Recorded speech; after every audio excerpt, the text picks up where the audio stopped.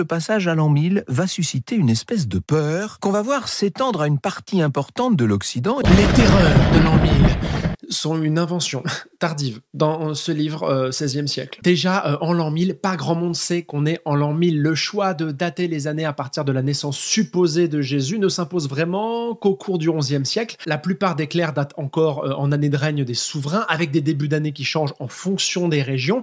Et pour les Francs, l'an 1000, c'est l'an 4 du règne de Robert le Pieux, ce qui fait tout de suite moins peur. Et c'est pourquoi les sources d'époque parlent de plein de choses, mais pas vraiment de ça, à 2-3 exceptions près. Raoul Glaber, d'abord, début XIe siècle, qui se dit que la fin des temps, c'est pour bientôt, mais lui, la date du millénaire de la mort supposée de Jésus, donc vers 1033, pas l'an 1000. Comme signe annonciateur de l'Apocalypse, il écrit que les hommes dévorèrent de la chair humaine, ce que beaucoup d'historiens considèrent comme de la pure invention, mais il y a débat. Et surtout, il ne parle d'aucune terreur collective. Il y a aussi Adhémar de Chaban, début XIe siècle, qui n'a pas très bien vécu la destruction du Saint-Sépulcre de Jérusalem par le calife Al-Hakim. Il en fait même des visions cauchemardesques, mais il écrit qu'il a peur, pas que les autres ont peur. Ça fait longtemps que cette idée reçue a été déconstruite par des historiens, et si Franck Ferrand avait lu juste 7 cases de mon livre, il n'aurait pas fait l'erreur. En même temps, il n'était pas sorti, mais je vous le recommande.